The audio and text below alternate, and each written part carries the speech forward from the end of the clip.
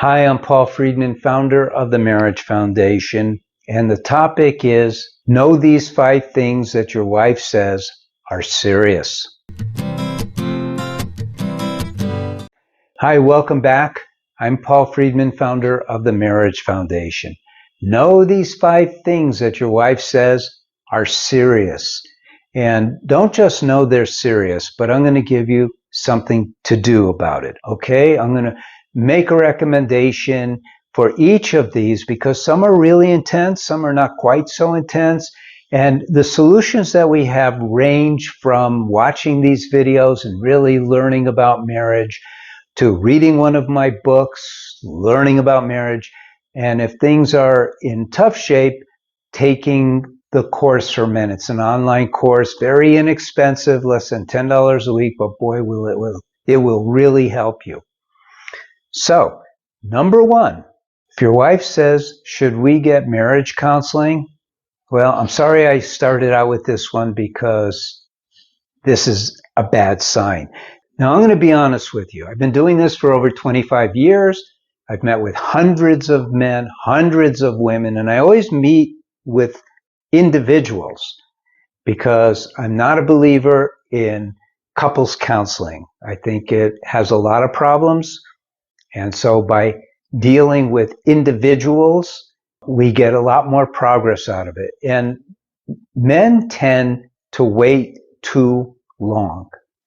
They don't pick up on the signs that their marriage is not as good as it should be. And there's an old expression, the trend is your friend. Well, if the trend is going down, then it's letting you know that it's going to continue going down unless you do something to reverse that trend. The good news is that you have the power to do so. You don't have the knowledge. And that's why I'm here. And some people say, well, I've read a lot of books. I read this, I read that. I've watched a lot of videos. I started doing this in 2001. I used to be a divorce mediator, talk about having seen it all. And a couple asked me to help them heal their marriage instead of dissolve their marriage. And I took it on, and I got to tell you, the education that I got about marriage is off the charts. And it took me 8 years. It's been a long time since that. Again, that was 2001. Now we're in 2025, almost 2026. But it took me 8 years to get to the point of where we had teachings, where I was able to teach other marriage counselors. And boy, did they learn. And it changed everything for them, everything for the people they met with. But still, marriage counseling is not the best answer.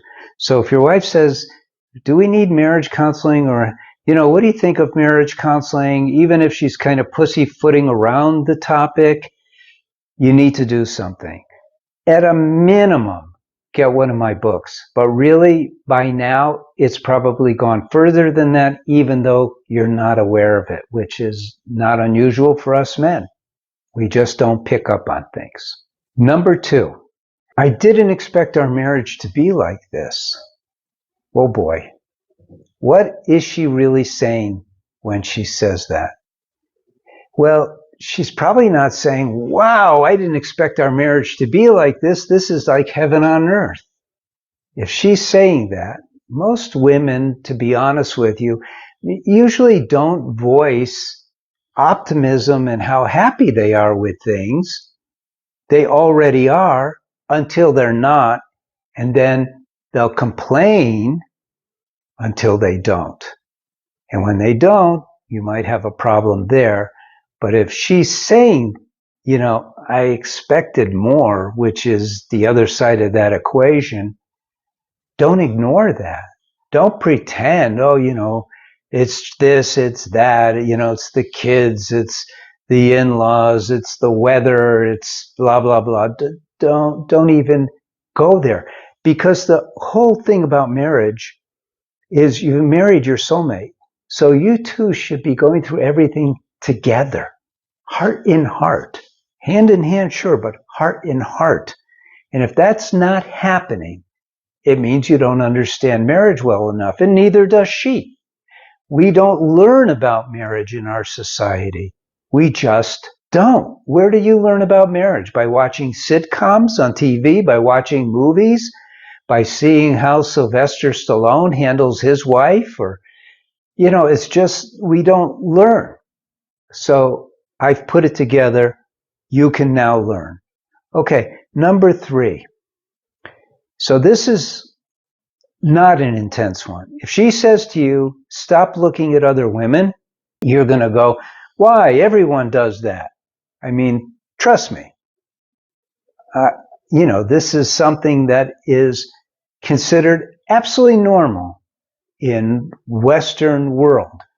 It's not absolutely normal in the East or in other places in the world where people have more, and I hate to say it, but it's true, where they have more self-respect and where they have more respect for women and more respect, especially for their wives.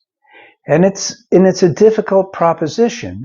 The truth of the matter is your wife is affected by your looking at other women, because women tend to be very sensitive about how they look. It's the number one thing that they have is their beauty. And I could tell you all kinds of stories around that, but it's a huge deal for a woman. And if you're looking at other women, she's thinking she's not good enough for you. And it's going to erode the connection that exists between you no matter what you do. So it's something you really need to change. How do you change that? Well, there are some who just go cold turkey. Okay, I'm never going to look at another woman again. Good luck with that. We are victims of our mind's habits, because that's how the minds operate, on habits. And without habits, we'd be in deep caca. I mean, if you think about it, the only reason we can get up and walk in the morning is because of the stored habits. So you have to have them, but you have to learn how to control them. And you have to take measured steps in the right direction in order to get that under control. And there's enough information in my books to help you do that, because I discovered that one of the most important things that we need in order to have a great marriage is to learn how to control our own mind. Because until you control the mind, you can't open the heart. Does that make sense to you? Because that's it. Number 4, if she says to you, now this is a big one, and this happens way more than you can imagine, I don't want to be married anymore. And usually they come up with, I want to be free. I want to earn my own living. I want to make my own way. I want to do things I want to do on my own. That's the opposite of marriage, isn't it? That's the single life. And so what she's telling you is that the marriage is really not what it's supposed to be. And the good news is that you can do something about it. What you don't want to do is you don't want to say things like, oh no, I could change, or I'll be better to you, and start buying her flowers and buying her gifts and taking her out. That's not going to work. It's not going to work. What most people do who are so-called marriage experts is they talk about things to do. I talk about changes within how you think, how you feel.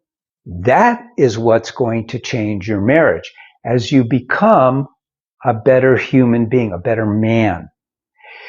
It takes a lot of work that we're not used to doing.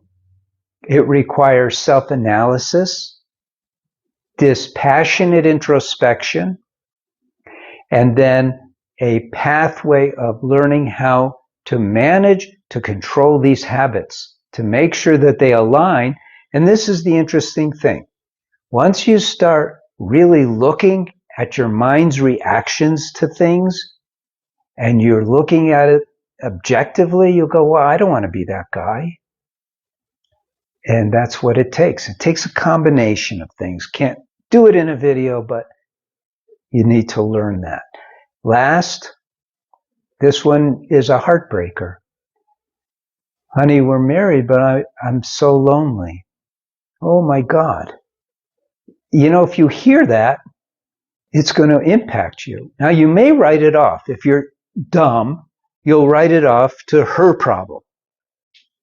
Well, you could say that about anything. Everything is everybody's problem who's experiencing what they're going through. That's a fact. However, when you're married, her problem is your problem. And you can't go, and my problem is her problem. You can't do that. It's a one-way street. You see, the whole mission in marriage is to learn to love her unconditionally. So you cannot do a tit for tat. You cannot go, well, I feel this way. How do you feel? None of that stuff works. So what does work is, number one, say, I'm hearing you. And you got to really listen. You got to really hear her. You got to recognize that if she's voicing it, it's her truth.